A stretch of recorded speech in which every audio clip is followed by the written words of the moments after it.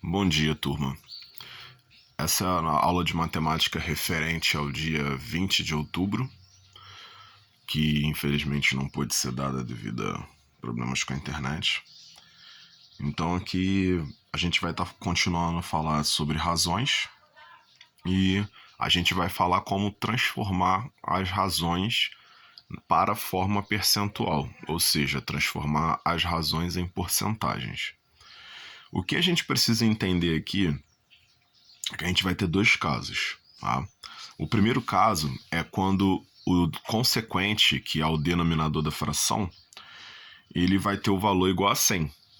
Então, como a gente pode ver aqui, toda vez que a gente tiver uma razão, tá? Lembrando que a razão é uma fração.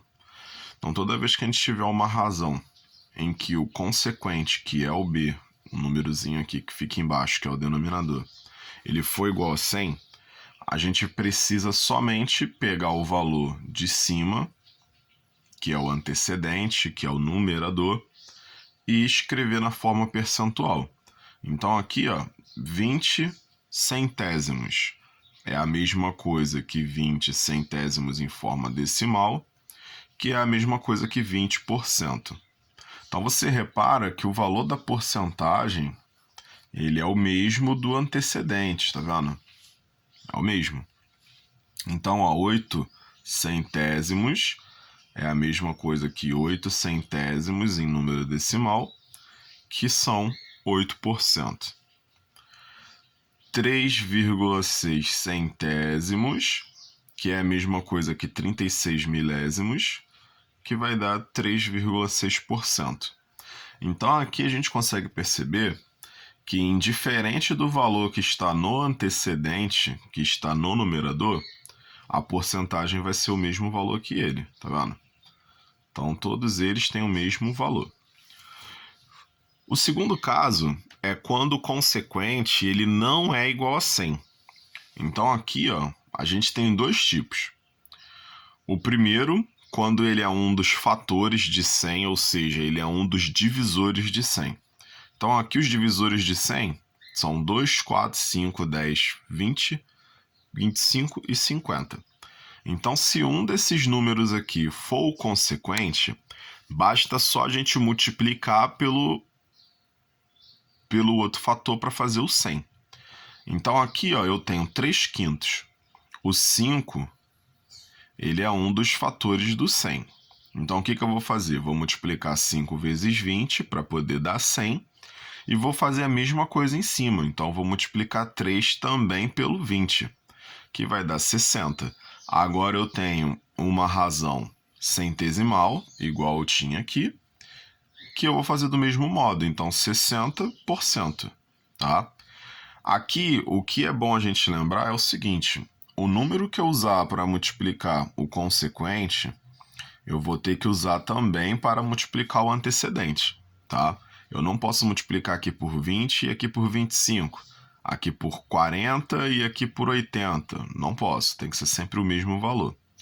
Então, seguindo a linha de raciocínio, eu vou ter isso aqui, 16 vinteavos. Então, o 20 está dentro dos fatores de 100. Então, vou multiplicar 20 vezes o 5 e 16 também vezes o 5, que eu vou ter 80 centésimos, que é a mesma coisa que 80%. O segundo caso é quando eu não tenho os fatores de 100 no consequente, ou seja, ele vai ter um outro valor qualquer. Então, o que vai acontecer aqui? Aqui eu preciso dividir o antecedente pelo consequente, ou seja, eu vou dividir o numerador pelo denominador. O número de cima dividido pelo número de baixo.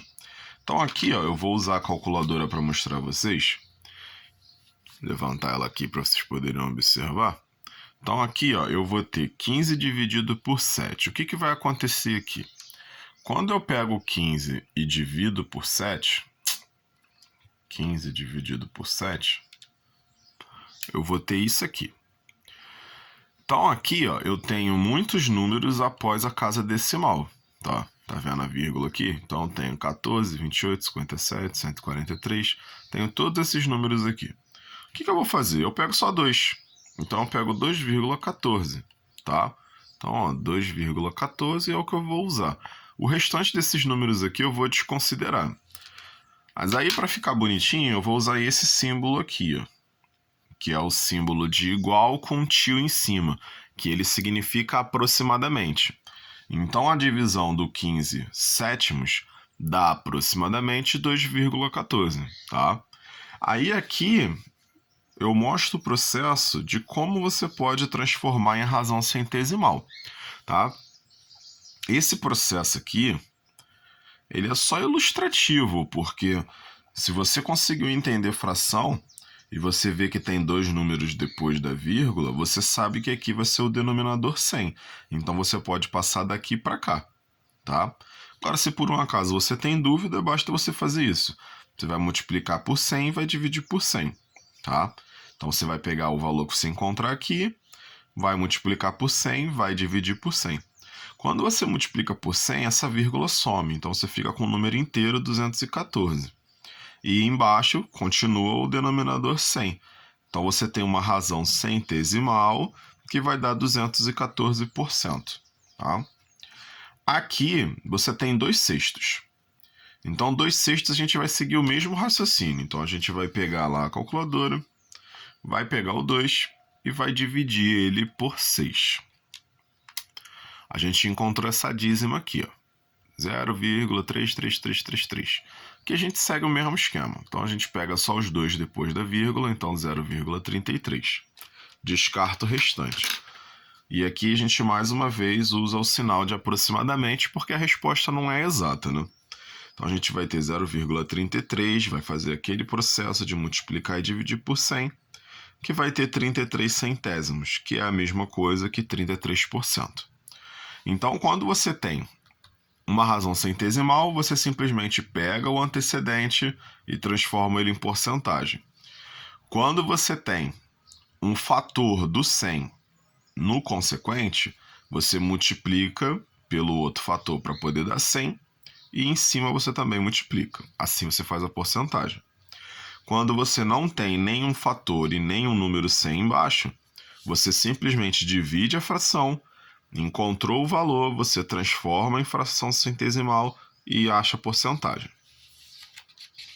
E a última parte da nossa aula é descobrir a porcentagem dos valores. Então aqui eu botei dois exemplos para a gente poder ter uma ideia de como se faz isso. Então o primeiro exemplo, ele diz assim: vendi uma casa por 80 mil reais e obtive um lucro de 20 mil. Qual foi meu percentual de lucro? Então aqui ele te dá o valor total da casa, que ela foi vendida, que é 80 mil, e te fala quanto que você teve de lucro, que foi 20 mil. Então o que você vai fazer? O total você sempre coloca no consequente, ou seja, no denominador que fica embaixo. E o lucro sempre vai ser o antecedente, ou seja, o numerador, que é o número que fica em cima.